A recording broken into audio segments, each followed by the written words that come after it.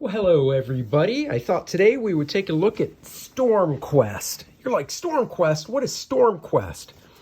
StormQuest is some of Greg Land's first work. Greg Land, who has been at Marvel now for the past, 15 years or so, since CrossGen went bye-bye in Tampa. He's been working for Marvel.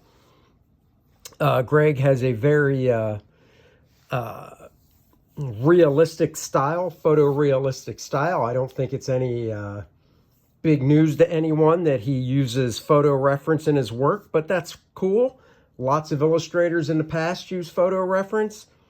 I look at photo reference every now and then. You know, everybody has their own working method. StormQuest came out in 1994 through Caliber Press. This was during the big image boom and stuff. You can kind of see Greg drew this cover. Still signs his name the same way. And this definitely has more of an imagey Jim Lee type style to it with the figure work and whatnot. But as I was looking through it, I did notice, you know, there are some trademarks of what Greg does today as well. Like I said, this was during the image boom, so you can see here with the speed lines and such, the way the silhouettes are, you know, big figures like this, which is still something that is done in comics today, but this definitely has more of a stylized feel than what Greg is doing today. This looks a little Jim Lee, even Travis Charest in the face. Some of these poses look like he was looking at some Jim Lee stuff for inspiration. The coloring is pretty typical for the day, for that time period back in the 90s, early 90s. My stuff was colored like this some back then.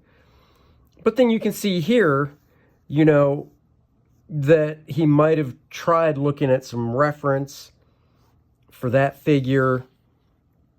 You got to love the 90s fashions with the big hair and stuff. It was still a thing from the 80s. This looks like something from Wildcats. This does as well. You know, lots of people were doing that back then. Like I said, I don't know if this is Greg's first work in comics or not. It very well could be. And, you know, you break into comics, you get a gig, the pressure is on to produce, and you go with what's hip and cool at the time, you know, and then you finally develop your own style, which is obviously what Greg has now. But I love collecting books from artists I know that has, like, you know, their first work in it. I just find it very cool to look at. And it's just something I collect. You know, it's a hobby, I guess you could say, among things. I don't think this is Greg. Actually, wait, maybe, I'm not sure. We'll have to look at the credits at the end. Kind of looks like it might be as well, because I'm pretty sure he did the full issue, but maybe there's credits at the end. Kind of dig this. Some craziness is going on, some chaoticness. So he's tilting the camera borders and, you know, tilting not only just tilting the camera angles, but tilting the whole panels themselves to give you that sense of uneasiness. Oh yeah, I'm pretty sure this is Greg too, because this wouldn't surprise me if this was from some type of photo reference for that pose. Her head looks more in realistic proportions for a figure. I love the color holds like this. The problem with doing color holds like this is I would have done a little more. I would have kept some of the black, because as soon as you take the black away, anything that's black comes forward and anything that isn't black kind of gets pushed into the background. So that doesn't really look like it's in the foreground there. This reminds me of something, you know, like I said, when you're first starting out, people look at other people's stuff, whatever, you know, you just got to get the job done. And, you know, I don't know what his samples look like.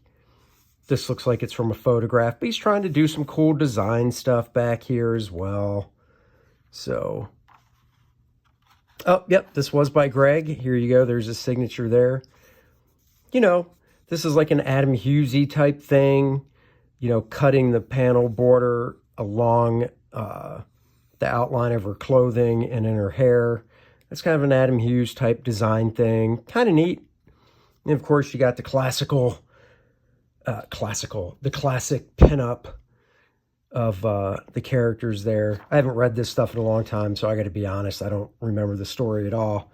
But there are 2 issues. That's issue 1. Here is issue 2. I don't know if there was a 3rd issue. This cover is by Brad Gorby, not by Greg. Let's see. There's a Stormquest pinup by Willie Peppers.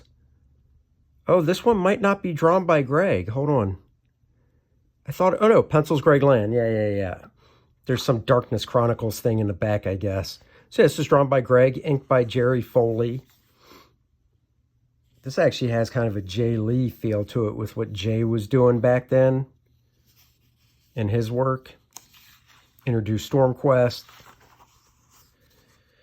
Cut inside, getting kind of designy there with the page layout and stuff. There you go. This is you can always go back and look at an artist's work, and you can even do this with mine, and you can go, oh wow, I see where they started to end up where they are now. And like, this is obviously from a photo of a lion, which if I have to draw a lion, I will photo reference it for sure. You know, that's part of our job. He's getting interesting with the page layouts. I mean, sometimes this can be distracting doing layouts like this, but as long as you follow the flow from here to here, this is where it does get distracting, because you go this panel down to here. All I have is 2 pairs, a pair of queens and another pair of queens. What? But you couldn't possibly hold Merlin to his wager. She won the stone. Of course I can. So, I mean, that's awkward, because you go here, then here.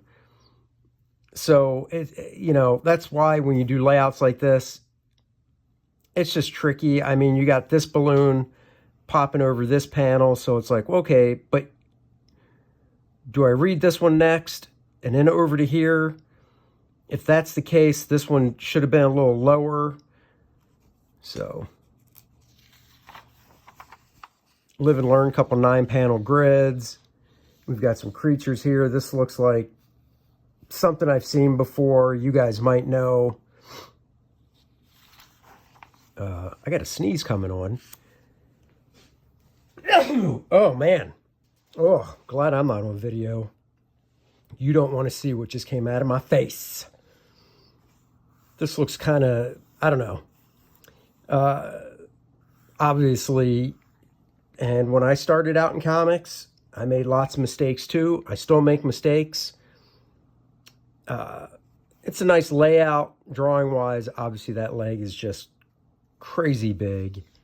But you know what? He went from here probably a couple more independent things than DC. But then you can see him kind of coming around into the photo referencing style that he does now, with like this face, this woman's face here, this woman's face here,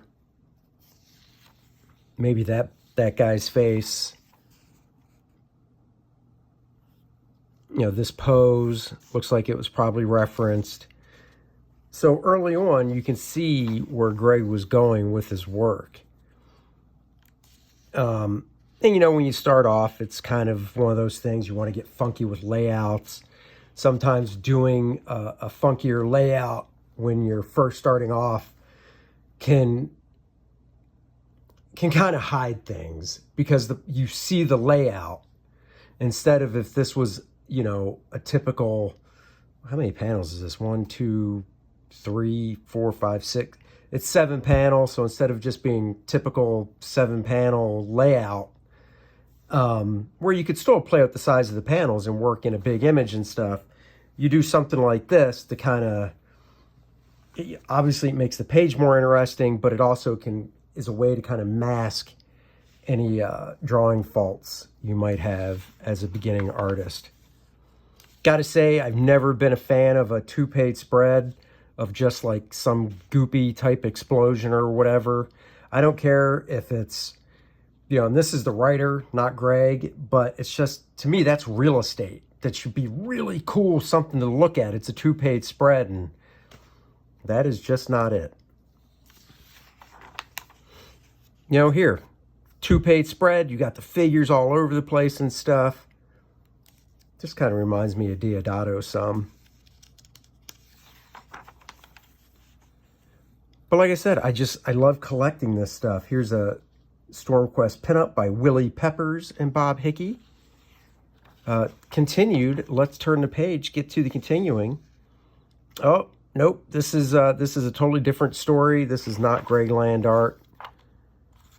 This is actually drawn by a guy named Wayne Wong. So I guess there is an issue 3 of this, because it did say to be continued. But there you go, just a quick little trip down memory lane showing early Greg Land artwork. Hope you enjoyed it, and until next time, everybody, take it easy. Bye.